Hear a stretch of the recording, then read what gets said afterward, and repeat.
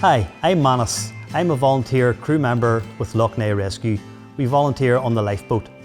If you remember, during the winter we spoke a little bit about the dangers of going onto the ice. Well, the sun's out, as the weather's heating up, there's going to be a huge surge in open water, outdoor or freshwater swimming. So we're going to give you a few pointers as to how you can keep yourself safe while engaged in those refreshing activities. So the first thing you're going to have to do is plan your swim. Have a look around you. Are there others swimming in the area? What happens if you get into trouble? You get a cramp? Will there be somebody available to come and help you out? The golden rule is never swim alone. So when you're looking around you, have a look at how you're going to enter the water, but more importantly, how are you going to get out? It may sound silly, but a lot of jetties and a lot of piers don't have an exit ladder. So if you go jumping in off them, you need to make sure you've planned how you're actually going to get out. So have a look at the water you're going to enter. Are there cardinal markers? Are there jet skis? Are there boats? Are there paddle boarders? Is there anything there that indicates something that might be a danger to you? Because believe me, the swimmer is virtually invisible to any other boating traffic. So it's important that you only go into water where it's clear of traffic and that there's no risk of traffic actually arriving. Even at really low speeds in a marina or in close to shore, a boat is travelling slow, but the prop is spinning really fast, and it's fast enough to cut through your body should it come into contact. So you want to make sure you stay well out of any areas where there's likelihood of being boat traffic or jet skis. So as a swimmer, I want you to try and think about what it's like from a boating perspective. It might be very difficult if you've never been on a boat, but a boat sits by nature, it sits up out of the water. So the helm, which is the driving position on a boat, is very highly elevated above the water. They don't always have a good clear view of what's happening in front. What you also have to understand is as a boat is accelerating and decelerating, the front or the bow of a boat comes up and you have virtually no view to the forward and very little view to the side. So anywhere there's an instance where boats are coming in and out of, say, marinas or channels, you need to just assume that you are invisible in the water and get yourself out of that area as quickly and as safely as possible. It never ceases to amaze me how many people think it's a great idea to go swimming in a marina, jumping off jetties in a marina. A marina by nature is designed to provide shelter for boats. It's designed to have a very, very limited flow of water in and out of the marina, and that means the water is particularly stagnant and polluted. For example, blue-green algae, Weil's disease, and certain things like copper sulfates, if ingested from the water, can prove extremely detrimental to a human's health and in some cases can be fatal. So the golden rule is you never, ever swim in a marina. It is far too dangerous and far too polluted. So the next thing we're going to ask you to look out for is boating channels. The simplest way to describe a boating channel is it's the equivalent of the motorway for boats. They're normally designated by a buoy, a red and a green buoy at either outside end, but not always. Sometimes it might just be sticks, or sometimes you might be expected just to know where the boating channels are. A boat will be travelling at speed in a boating channel and they will not be expecting to see swimmers trying to go across the boating channel no more than you'd expect to see someone go for a little stroll across a main motorway. You need to pay particular attention to sailboats. The helming position, which is the driving position on a sailboat, is at the rearmost part of the vessel, and that means they have virtually zero view forward the length of the boat. So they will not see a swimmer in the water in front of their boat. The nature of sailing is the boats are tacking continually to try and take into the wind, and they can change course very suddenly and very quickly and very often. So you need to be mindful that a boat that looks like a sailboat, that looks like it's maybe heading away from you, could at any second turn and come towards you, and the skipper of that boat will not even be aware that you're in the water. So the question we get asked all the time is, if a boat or a jet ski hits a swimmer, whose fault is it? Well, the simple answer is, it doesn't matter. The swimmer will always come off worse, so there's no point arguing about the rights or wrongs if you're badly injured or dead. So the simple answer is, if you find yourself swimming in an area where there happens to be boating traffic or where boating traffic arrives, as a swimmer, get yourself out of there as quickly and as safely as possible and go somewhere else where there is no boating traffic. So we all like to get out into the sunshine and into the water and have some fun, and that's great, it's very refreshing. But what you need to remember is, particularly with rivers, with inland lochs, not so much with tidal waters, because you know the water levels change in a tidal body of water, But the levels of water, the depth of water can change significantly during a warm period, particularly in inland lochs. You can have water which was one height one day, can be 2 or 3 feet less the next day. So you need to be aware that if you're diving into water, at least get into the water first to make sure that it is deep enough for you to jump into. It may have been deep enough the day before, it may not be deep enough now.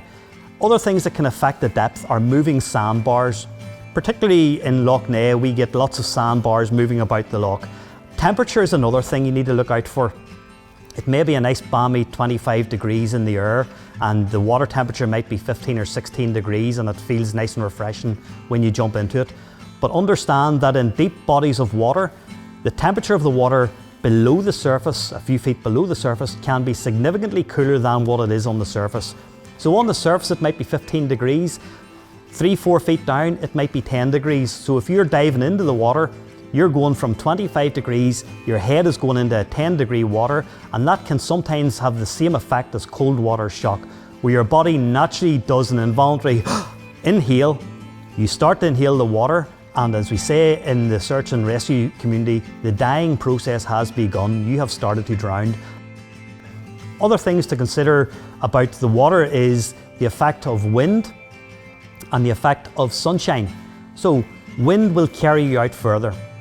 And if you're swimming with the wind behind you, everything will be great until you turn to try and come back, and suddenly you have a bit of a battle on your hand. You might be able to swim a mile out and suddenly you can swim 2 miles, but the mile back will take you a lot longer. So bear in mind, take an idea, take a note of what direction the wind is, and if you can, always make sure the wind is going parallel to the shore.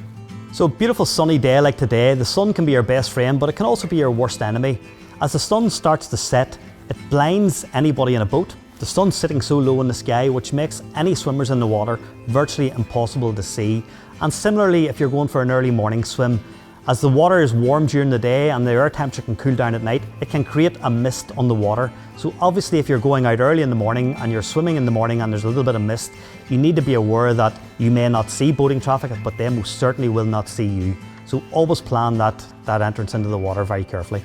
Particularly in around the south shore of Loch Ness here, we get a lot of weed build-up during the summer months, and whereas the weed won't do you any harm, it is extremely tiring to swim in weed. It does slow you down, so it might be a 300-metre swim out in the weed and a 300-metre swim back, but that is going to take you a lot more effort than what you would ordinarily do in fresh water. So be mindful that the weed can tire you out very, very quickly. Kids in particular love to have fun around water, and particularly in around disused jetties and piers. But keep in mind that jetties disused are disused for a particular reason. They're normally not in a very good serviceable condition. They may have little posts that hold the jetty up which protrude beneath the surface. You jump in off the side and you're going to hit one of those posts. You find a lot of them will have little rub planks that are missing and nails sticking out. So be mindful of the fact that if it's a disused jetty, it may not be in great condition. Nails, splinters, planks will tear through your skin very, very quickly, and in warm water you will bleed very, very quickly as well. So keep in mind that if you're jumping off a jetty, have a bit of consideration as to the condition of the repair of the jetty. And when you're trying to get out, that old ladder that you're going to climb up on that old disused jetty, it might come away in your hands, it might break. How are you going to get out? Always make sure you have an exit strategy planned whenever you're going in for a swim. So let's talk a little bit about the effects of drink and drugs. People love to get a drink, go down to the jetty, have a few beers, dive in, cool off, great crack. But understand that drink and drugs will lower your inhibitions. It will lower your ability to judge distance, which means if you're swimming out, you may think you haven't swam out as far as you have, and you really need to be alert if you're in the water. You're jumping into the water, you're having fun, you're having a bit of crack. Young lads are going to want to impress the girls. But let me tell you guys, there's nothing impressive about trying to backflip off a pier and smashing your head into the corner of it, or smashing your head into rocks, and diving into a shallow pond or a shallow lake and breaking your spinal cord and ending up in a wheelchair for the rest of your life, if you're lucky. That just doesn't impress anybody. So hopefully it never happens, but if you do happen to come across somebody in trouble, or you are swimming and one of your pals get into trouble, what should you do? The simple advice is get help, then help. How do you get help?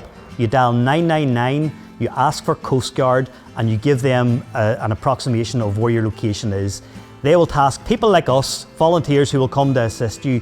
In the meantime, you want to go and try and find a lifebuoy, and hopefully you can find one that hasn't been vandalised. It's very important that if you get the lifebuoy, you hold the rope in one hand, you hold the lifebuoy in the other, and you throw it out to the person who's in trouble. With a bit of luck, they'll be able to hold on and you'll be able to bring them back into shore. It's so important not to damage or not to interfere with the furniture around the water's edge. Lifebuoys, throw bags, they are life-saving devices, and you never know when you or one of your friends might need them. So we want you to enjoy the water, we want you to be safe around the water, and we want you to respect the water. The water can be a dangerous place, but it can also be enjoyed if done respectfully. Local authorities will do everything in their power to update you with the most relevant and recent information with regards to water safety. They value your life, so please respect the water.